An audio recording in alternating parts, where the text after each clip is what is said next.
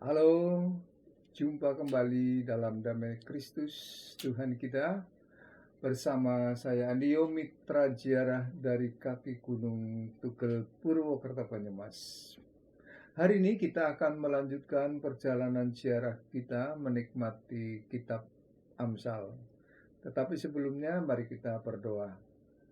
Ya Tuhan, sumber segala hikmat, terima kasih oleh hikmat-Mu kami mengenal Engkau melalui ciptaan-Mu. Melalui hikmat-Mu kami juga mengenal Engkau, betapa dahsyatnya Tuhan yang agung dalam menciptakan segala sesuatu. Perancang yang demikian teratur dan memelihara buah ciptaannya, termasuk kami semua. Hari ini kami ingin merenungkan kembali firman-Mu, kiranya Roh Kudus menolong kami. Amin. Saudara-saudara, Amsal pasal 8 ayat 22 sampai dengan 27. Yang demikian bunyinya, Tuhan telah menciptakan aku sebagai permulaan pekerjaannya, sebagai perbuatannya yang pertama-tama dahulu kala. Sudah pada zaman purbakala aku dibentuk, pada mula pertama sebelum bumi ada. Sebelum air samudra raya ada, aku telah lahir.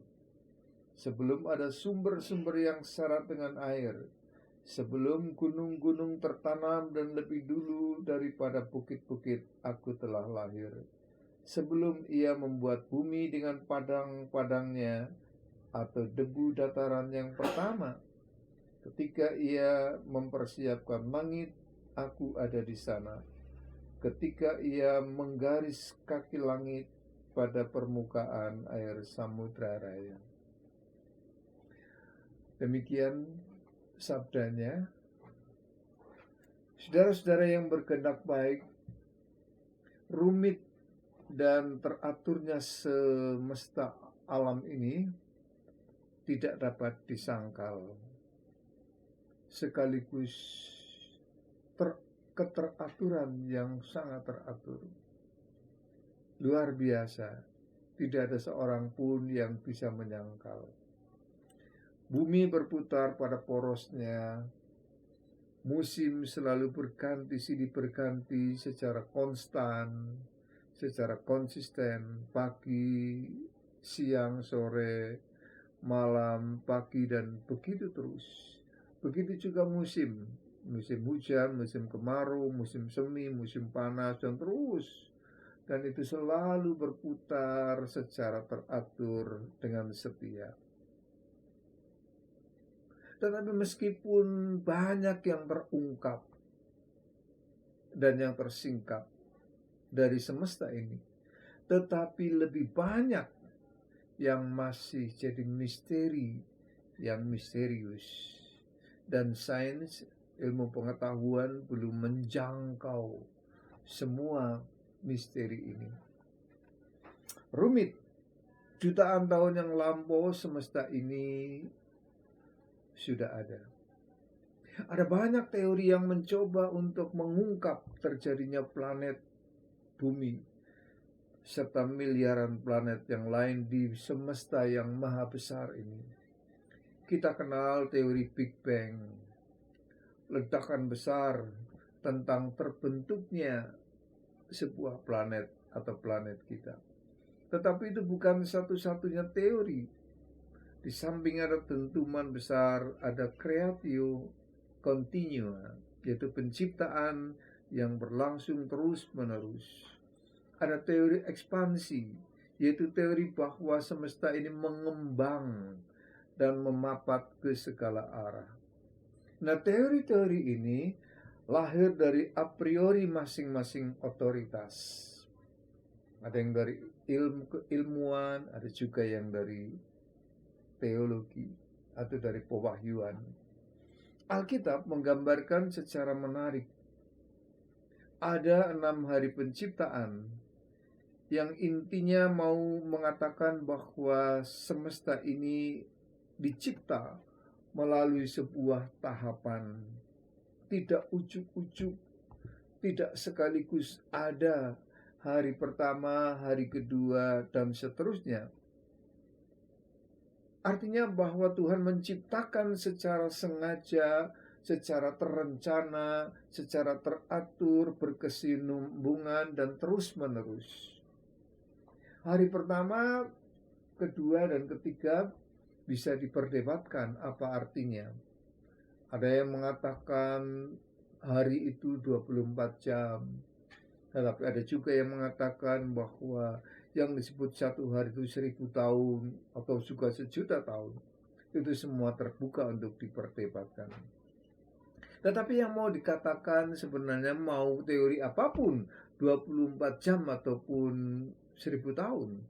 Tetapi yang mau dikatakan adalah cara kerja Tuhan itu ternyata analitis, sistematis, tidak serampangan, tidak sembarangan, ngalir aja ujuk-ujuk, tetapi melalui waktu, melalui proses, bahkan proses yang panjang. Bahkan sampai hari ini pun, kata Yesus, Bapa itu bekerja, maka aku pun bekerja, kata Tuhan. Jadi Tuhan tidak pernah berhenti bekerja sampai sekarang. Bukan hanya mencipta, Allah juga memelihara, merawat apa yang diciptakan. Menurut pengamsal, yang pertama diciptakan sebelum semesta ini adalah hikmat. Pada ayat pasal 8 ayat 22 tadi dikatakan bahwa Tuhan telah menciptakan aku sebagai permulaan pekerjaannya, sebagai perbuatannya yang pertama-tama dahulu kala. Sebelum ada langit, belum ada bumi, sebelum ada laut dan macam-macam. Dikatakan oleh pengamsal tadi bahwa aku sudah ada. Jadi hikmat ini dicipta lebih awal, mengawali sebelum langit dan bumi ada. Hikmat sudah ada, sudah diciptakan. Artinya apa, saudara-saudara? Artinya bahwa ada rancang bangun, ada desain semesta yang dirancang sedemikian rupa, sehingga meskipun rumit susunan semesta ini, tetapi tetap teratur jalannya. Dengan hikmat Tuhan meletakkan dasar bumi. Dan ini sifatnya praktis saja. Memang diletakkan, jadi bukan filosofis, mistis, atau sesuatu yang abstrak, yang tidak menyentuh pengalaman hidup, tetapi sesuatu yang praktis, yang bersentuhan, dan bahkan selalu kita hadapi dan temui dalam kehidupan keseharian kita. Tuhan meletakkan dasar bumi. Jadi sangat-sangat sesuatu yang konkret, yang praktis saja. Hikmat ini memang tidak identik dengan intelektual, tetapi sangat-sangat dekat dengan kecerdasan intelektual. Lalu bagaimana mendapatkan hikmat itu? Pengamsal menulis, jika telingamu memperhatikan hikmat. Artinya kalau kita mendengar, kalau kita menerima, kalau kita mengimani dan mengamini, hatimu suka kepada kepandaian, kata pengamsal, haus akan ilmu, akan pengetahuan, seperti seseorang mencari perak, ya, maka di sana dia bisa akan ketemu. Kalau ada perak, walaupun di Freeport, di Papua ya dicari. Padahal siapa mengira di sana ada tambang emas, kemanapun dan kepada siapapun dan dalam keadaan bagaimanapun. Kalau haus dengan ilmu, haus dengan kepandaian, maka dia akan lebih mudah menemukan. Seperti harta terpendam, maka seseorang akan memperoleh. Dan kuncinya di awal kitab Amsal kita sudah belajar bahwa takut akan Tuhan itulah permulaan pengetahuan. Ini dasarnya dan akan selalu menjadi titik tolak kita. Menurut pengamsal, yang mendasari kehidupan seseorang adalah relasinya dengan Tuhan. Yang menentukan Allah adalah hubungannya dengan Tuhan. Jadi soal intimitas dan intensitas, soal kedalaman relasi dengan Allah, dan soal peningkatan, semakin hari semakin meningkat, semakin hari semakin mendalam relasinya dengan Tuhan. Jadi semua hal dikaitkan dengan Allah. Jadi seseorang mengkonsumsi makanan yang sehat itu bukan sekedar supaya kenyang perutnya, tetapi juga oleh karena kedalaman relasi dan intensitas dengan Tuhan, yaitu supaya ia sehat. Dengan sehat, maka dia bisa berkarya lebih maksimal. Ia jadi berkat bagi sebanyak mungkin orang. Dia bekerja, maka kerja pun diimani sebagai berkat Tuhan, bukan kutukan Tuhan. Maka kerjanya dilakukan dengan sukaria, dengan produktif. Dia akan jalankan semua itu. Ketika dia ngobrol dengan seseorang, juga oleh karena Tuhan, maka orang kepada siapa kita ngobrol, kita menganggap dia adalah sebagai anak Tuhan, ada kesetaraan, sehingga kita pun wajib untuk memahami cara dia berpikir dengan segala kelebihan dan kekurangannya. Dan ini semua bisa terjadi karena intimitas dan intensitas, kedalaman dan peningkatan semakin dalam dan semakin meningkat di dalam relasi kita dengan Tuhan. Oleh karena itu, maka jagalah relasi dan komunikasi dengan Tuhan.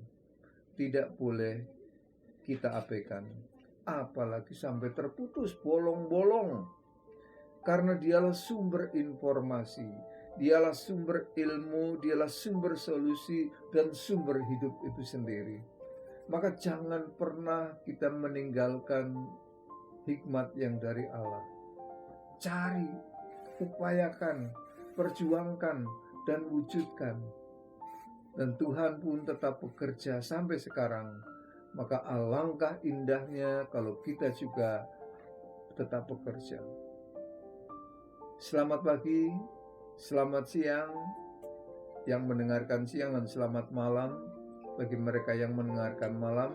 Dan apabila channel ini bermanfaat, alangkah membantunya kalau Anda semua bisa membagi link ini kepada rekan-rekan yang lain. Amin.